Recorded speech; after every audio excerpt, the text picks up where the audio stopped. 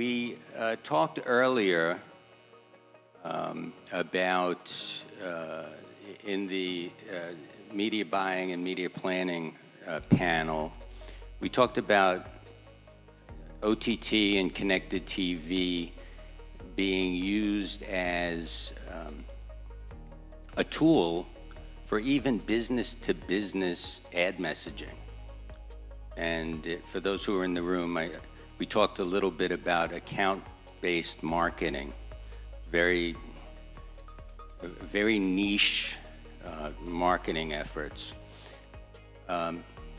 This panel is going to take us a little further into that realm, where through large ad platforms and very cool ad technology, we have the ability to target a very rich, deep audience.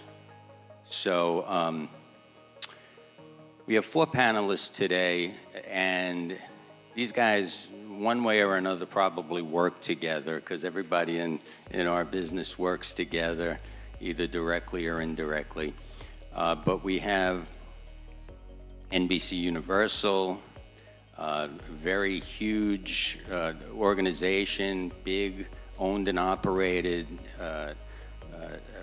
business, probably has some out-of-house audience expansion opportunities. We have tvScientific, great ad technology, which is going to talk to us a lot about how connected TV is really a performance tactic. We have Basis, which is a great business that I've been working with for probably 30 years. They have the ability to work in every single programmatic tactic known to man, and that's great. And finally, we have an organization that is about as close to Prime TV and Amazon as an organization can be. It's so close, in fact, that its founder was an early Amazon employee. So each of these companies are different, separate, distinct, and the 4 in aggregate are going to give everybody in this room a really good understanding of what the opportunity is when it comes to precision targeting and achieving great numbers.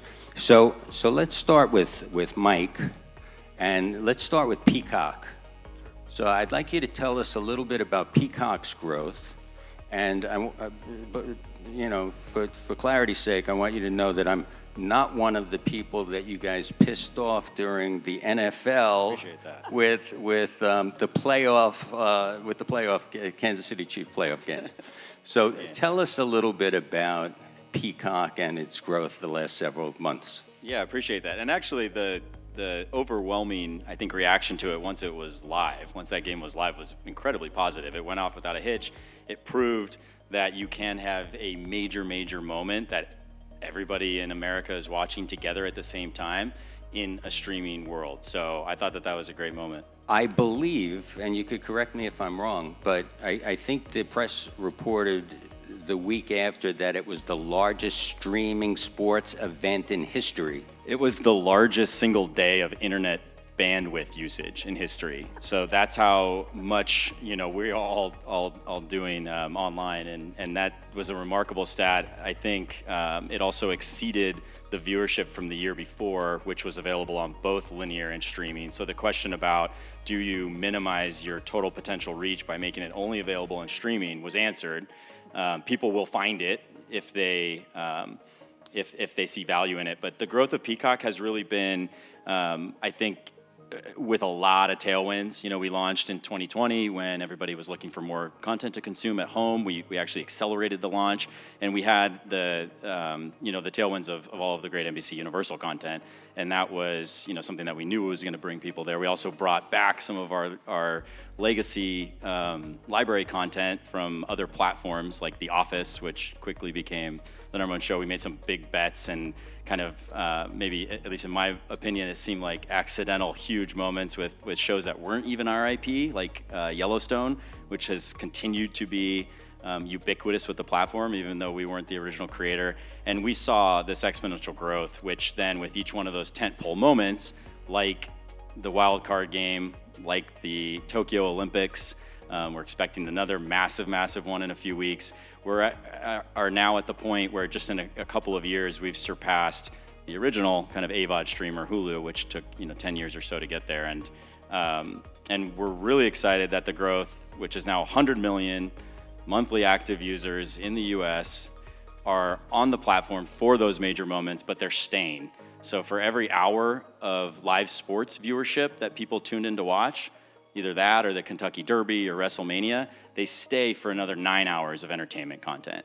And the average consumer on Peacock is actually on there for 20 hours a month. So And that affects everybody in this room, yeah, absolutely. whether you're a content developer or a media person.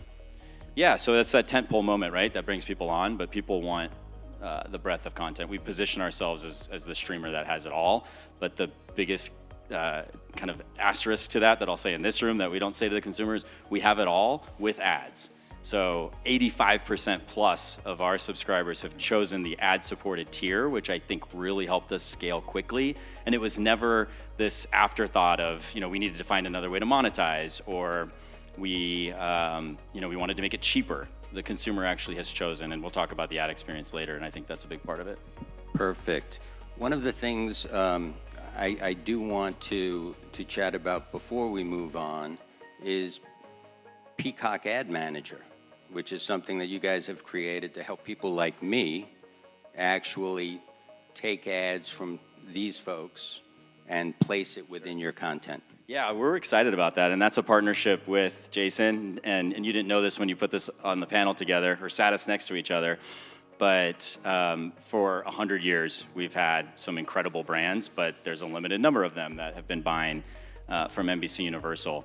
What we want to do now is bring every brand that wants to advertise for performance reasons or for scale, precision reasons in the best possible content, so that you don't have to decide, am I going to bring my brand into a really precisely targeted, efficient play, like maybe social media or even a platform like YouTube, or do I want to advertise within Sunday Night Football? And Peacock Ad Manager is allowing us not to have to force brands to make that choice. So you're going to be able to, in the next few weeks, log in, use a credit card if you want to, sign up, choose the content you want to reach, choose the types of audiences you want to reach, and then with help from the tools that Jason's team has developed, you will know every single impression, whether or not that user then took an action, like going to your website and purchasing a product. So Jason's company, tvScientific, publishes a State of Performance TV report every year. And I just pulled two tidbits from the latest report. It came out about a month ago. 54% of marketers rely on performance TV to generate pipeline. 65% of advertisers report an increase in sales when performance TV is added to the media mix. What do you attribute the power of connected TV to? What's generating this lift? Yeah, I would say it's not necessarily connected TV that's generating, it's TV. It's television as a medium is incredibly powerful. We've all known this intuitively, really since many of us, or most of us were born, right? It's been, 1950s, 1940s, where TV kind of caught on as a major medium. What we've not been able to do is really quantify the impact of TV on bottom of funnel until CTV came along. Because if you think about it, CTVs, or streaming services, et cetera, are delivered over the internet. The internet has this unique capability to provide a feedback loop with the right technology assembled in the right way. So we can deterministically connect the dots between an ad viewed and then an action taken, where that action could be a website visit, could be a purchase, it could be really any outcome an advertiser wants to measure. You can measure it post ad exposure. So that's the big breakthrough, is being able to connect those dots, and that's what we do, and that's kind of one component. And then once you understand ad exposure to outcome, and you can measure that effectively, then you can optimize it against it. So you can say, hey, and this is mostly algorithmically, you could notice, for example, that a lot of the ads delivered between the hours of 9 and 10 p.m. Outperform every other hour. So what the algorithm would do is, okay, let's do less of the other hours and more of that hour to scale the performance, where again, performance is what an advertiser declares they're after. Could be a walk-in at an auto dealer, it could be, a higher ed, application, could be whatever outcome a marketer is interested in. And we can now measure it and then optimize to deliver against that outcome. And he did say we work with Peacock Ad Manager. We power the upcoming Peacock Ad Manager self-serve platform. So any marketer of any size, from the pizza joint in the corner all the way up to major agencies, if they so choose, can set up an account, activate a campaign across Peacock, and measure the impact, whether that's reach and frequency or actual sales or anything in between, using Peacock Ad Manager, which is powered by tvScientific. Now, Basis, heading over to Tiffany, has the ability to help media buyers get that connected TV up out into the ecosystem. But you also have the opportunity to layer in audio, layer in display, layer in mobile. So all tactics all the time. I don't know if you know this. My first meeting with Basis was probably in 2004 in your Chicago offices. I did not know that. And that's when you guys were the shop that was focused on locality, right? Now everybody's talking about getting local, right? So you've got thousands of clients. You've managed nearly $2 billion in media spend. How has connected television changed the world at Basis? Well, I can say, so my background actually, I was actually on the supply side for connected TV at SpotX and Magnite for 8 years. So I watched CTV actually become an ad medium. I don't know if you guys remember, but back in 2017, I remember someone was trying to place a CTV ad buy. We had 3 million impressions, and you could buy them in the US, and that was it. There was no targeting, you didn't know what you were getting, and just that was what was available. And that, you guys, that was 7 years ago. So when you think about just how nascent this part of the industry still is and how far we've come, I actually think it's drastically changed media buying, drastically changed how the industry is working. And I think this is one of those things where we're at this like massive tipping point, because like everyone's saying today, TV should just be called TV. It should not have all these acronyms. It should not have all these different things that we apply to it, because what we want to do with it is still the same. We want to reach consumers at scale, and to Mark's point, we want to do local activation at scale. Think about the massive financial institutions, think about the gyms, think about car dealerships, think about QSR.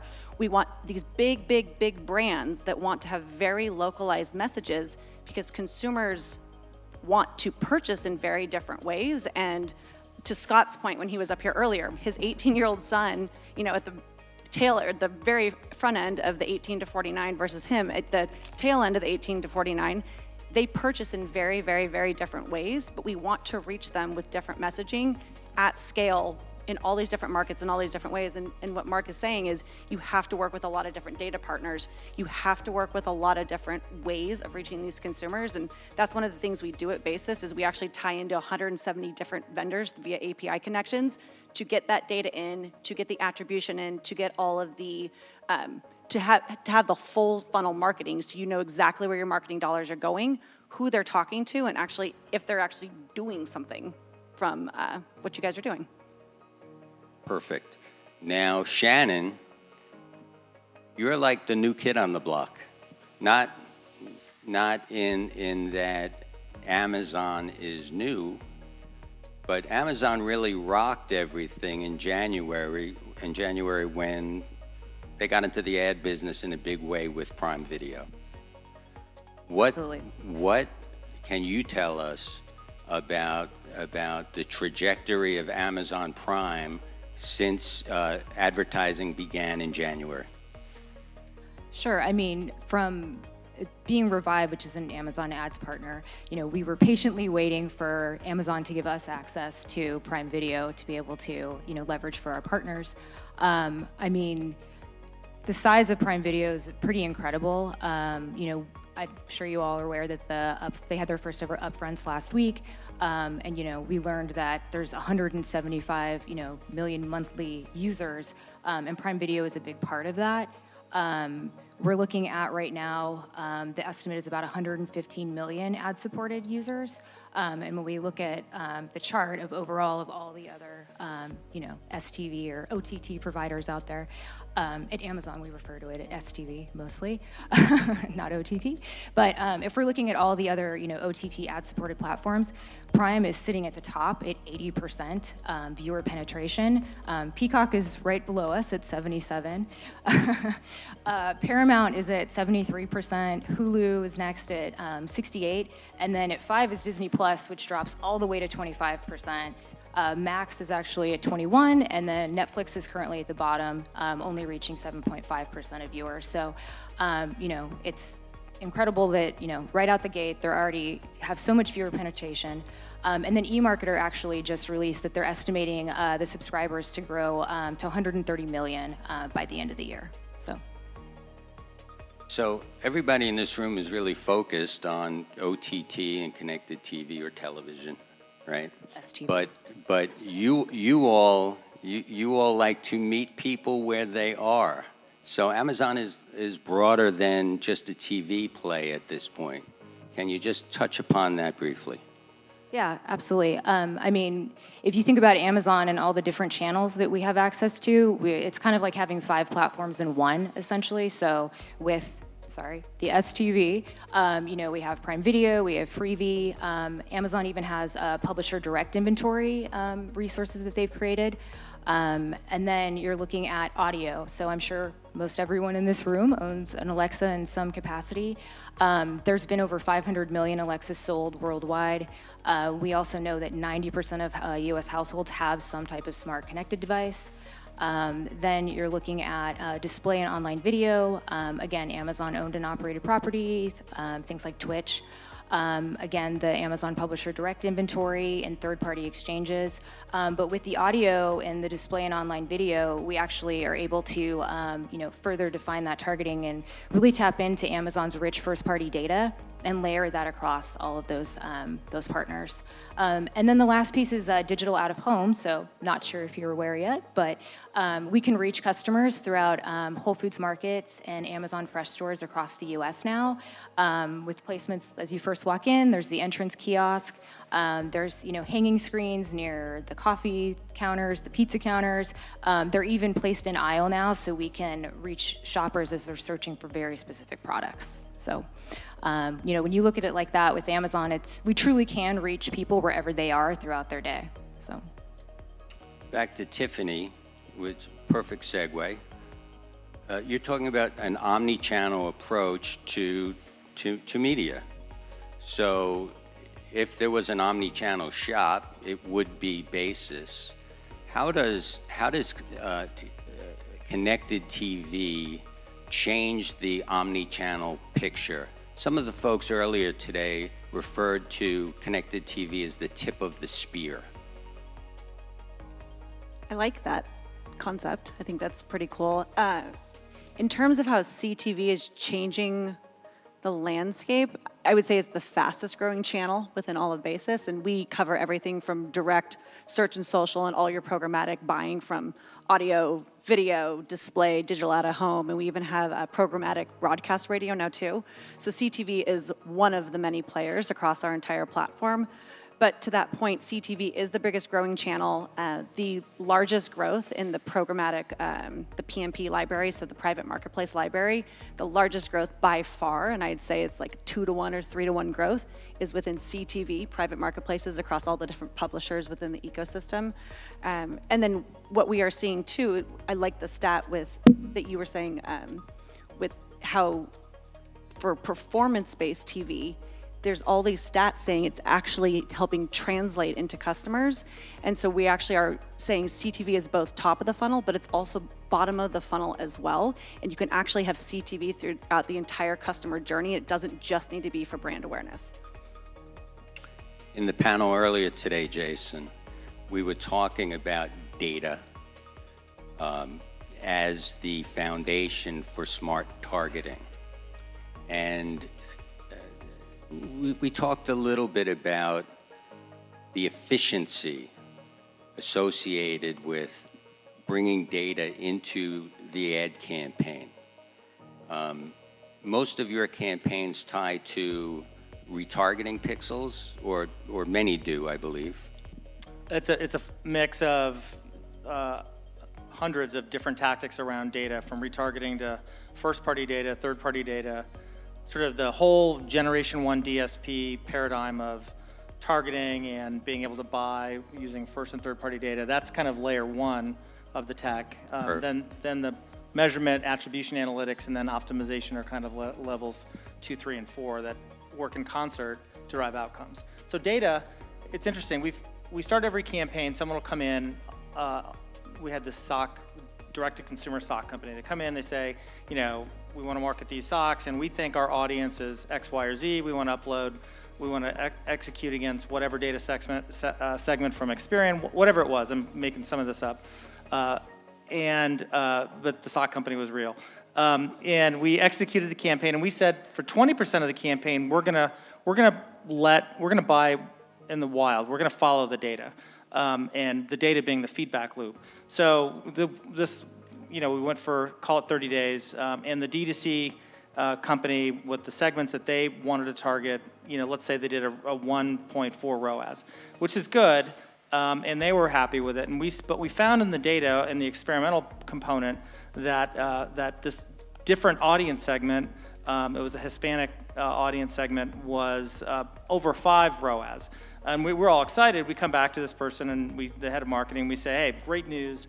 The core of the campaign, based on your hypothesis and your data segments, worked really well, but we found this new segment based on this audience profile. And the reaction, shockingly, was, no, that's not our target demographic. They don't buy socks. And well, actually, they do, and the ROAS is like 4 times better than.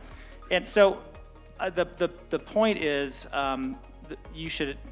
We believe you should experiment with all of the data, but don't ignore the actual feedback loop, what's actually working. Where working is hitting the KPI that you're actually trying to hit, which is not reach and frequency in most cases. In some cases it is, but it's usually tied to some outcome.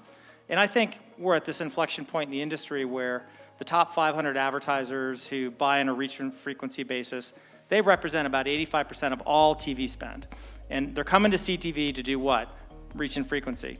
I think they're missing the opportunity. I think Delta Airlines eventually will buy based on a cost per ticket sold or cost per loyalty card sold, not on a reach and frequency basis, because you can't go to the board and say, I'm spending $200 million on reach and frequency. What you really want to do is go to the board and say, we're spending $200 million and here's a return on our ad spend. And that's the future of it. And it's grounded, if you look at Google and Facebook advertisers, and what they do at a much smaller scale.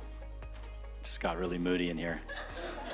Somebody from Delta is turning off the lights. No, I think what we have to do as an industry, though, to get to that point is really all speak and encourage marketers, and some of you are marketers, to really value all of the different touch points and not just the last one. And we hear this all the time, but like a performance marketer who's responsible for the performance marketing budget is never going to get fired by spending more money on a Google AdWord that looks like it's driving a conversion, because you can point to it to your CFO and say, I put in $100 here, we sold $200 worth of tickets. Maybe you would have sold $500 worth of tickets if you used a big, beautiful TV ad on your big screen and you could prove it, but you do need to give that top of the funnel, or all of the points in the funnel, a fair shake. And there was a good, I think it was Raquel who earlier on showed a really good diagram of the phone was what the person used to buy the product, but they didn't even know about the product until they saw the billboard or the TV ad.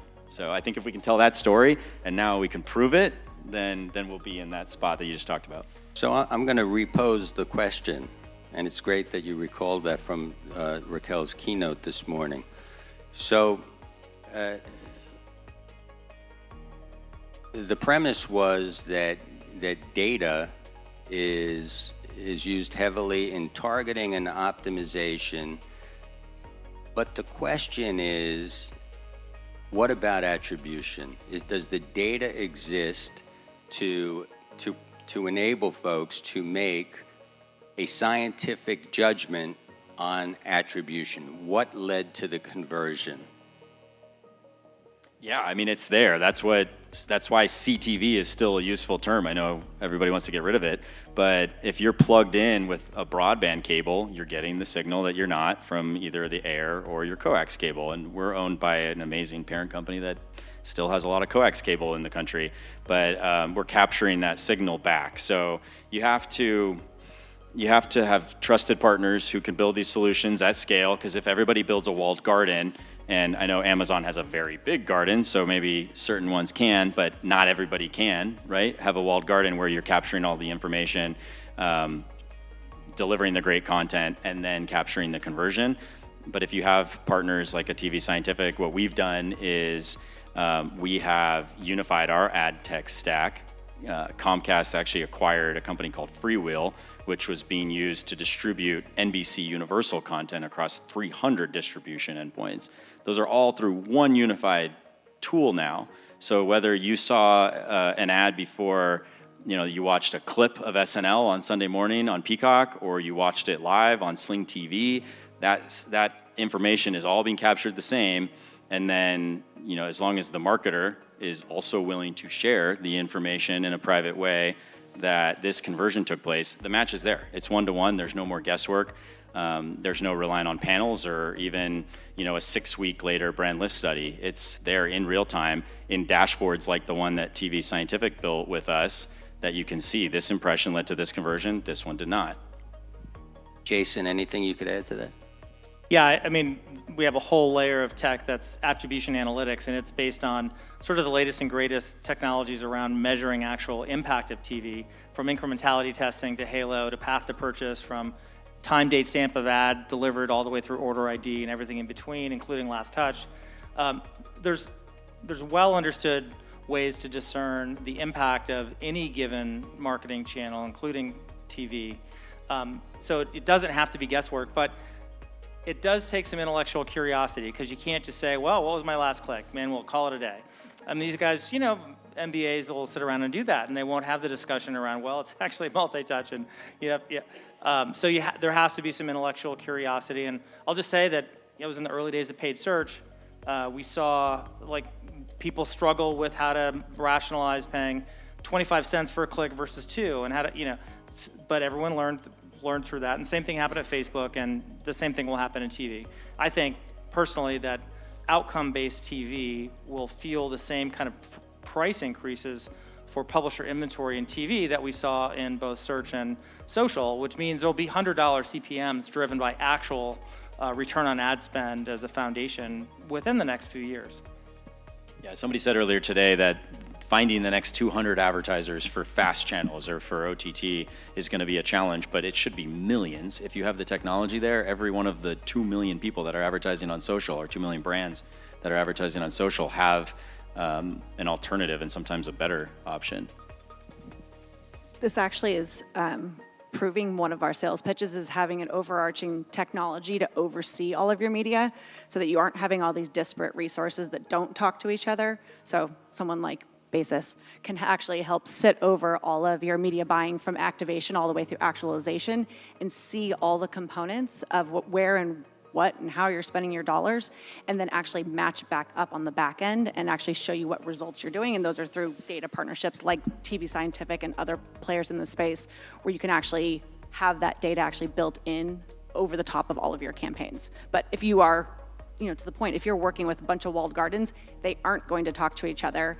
Not all data players work in the sandbox with everyone, so just keep that in mind when you are looking at the overarching campaign, overarching brand strategy that you want to employ. The juxtaposition of having Tiffany and Shannon sitting next to each other is striking. But I really like Shannon. I really like you so far too. Here you have Tiffany, who has to conjure up an attribution model for scores of different tactics, and you've done it quite well, clearly. Thank you. And here you have Shannon,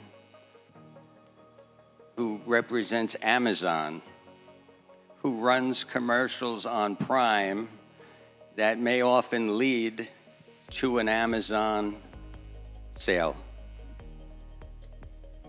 Difficult for Basis, Well, sort I of was just going to easy say, for don't get me Revive. wrong. If Prime wanted to open up their inventory to us, I'd be the first to sign up. So, Maybe someday. me? Yeah, no, I mean, it's all, and it's, we're all really excited about it because it is so new. So, I mean, maybe that is something in the future. I don't know if they would ever, open it up, but yeah, it is very different. Like, we're not able to track attribution and conversions and metrics the same way that, everyone on stage is. I mean, we're looking at, obviously, tying back to sales, but I mean, we look at different metrics too to prove performance for STV in terms of like, did branded searches across Amazon increase?